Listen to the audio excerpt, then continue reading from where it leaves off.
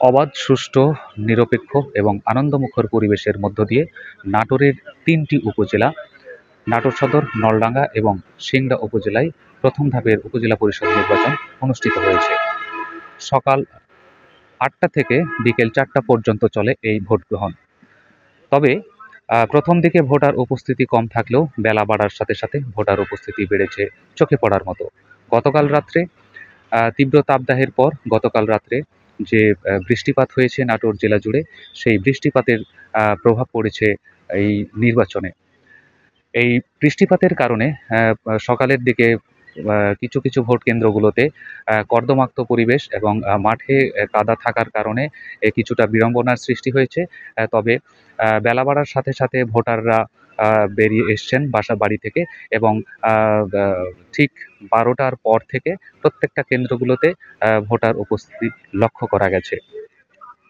আমরা খোঁজ নিয়ে জানার চেষ্টা করেছি যে এখন পর্যন্ত নাটোরের ৩টি উপজেলায় যে নির্বাচন অনুষ্ঠিত হয়েছে, এখন পর্যন্ত কোনো কেন্দ্রে কোনো ধরনের অপ্রীতিকর কোনো ঘটনা ঘটেনি এবং কোনো প্রার্থী কোনো ধরনের বা অভিযোগ করেননি, নাশকতামূলক কোনো ঘটনা ঘটেনি এবং সর্বোপরি পুলিশ প্রশাসন এবং সংশ্লিষ্টদের পক্ষ থেকে একটি সুষ্ঠু এবং অবাধ নির্বাচন উপহার দেওয়ার জন্য অত্যন্ত তৎপর ভূমিকায় ছিলেন পুলিশ প্রশাসন সহ আইন শৃঙ্খলা বাহিনীর সদস্যরা। তবে আমরা জেলা নির্বাচন অফিসারের সাথে কথা বলেছি।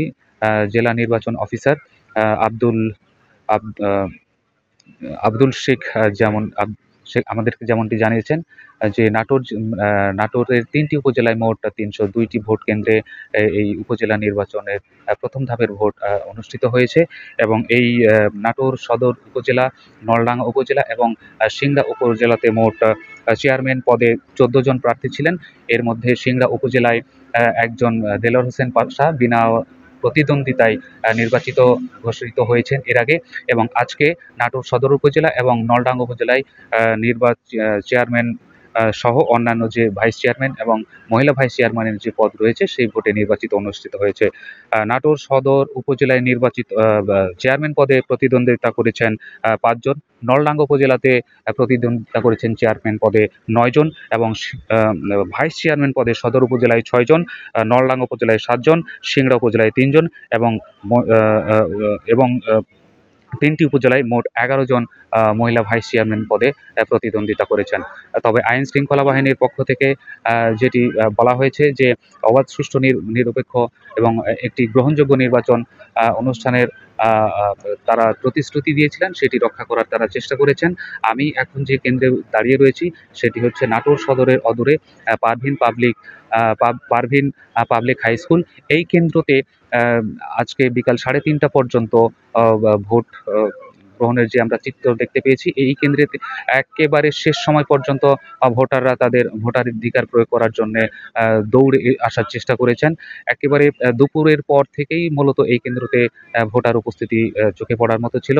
এখানকার যিনি প্রিজাইডিং কর্মকর্তা তিনি আমাদেরকে যেটি জানিয়েছেন, বিকেল ৪টা পর্যন্ত ৩৪% ভোট এখানে কাস্টিং হয়েছে। এছাড়া আমরা এই কেন্দ্রে আসার আগ দিয়ে যে শহরের বরগাছা এলাকায় একটি কেন্দ্রে গিয়েছিলাম, সেখানে প্রিজাইডিং কর্মকর্তা জানিয়েছেন বিকেল ৩টা পর্যন্ত সেখানে 18% ভোট কাস্টিং হয়েছে।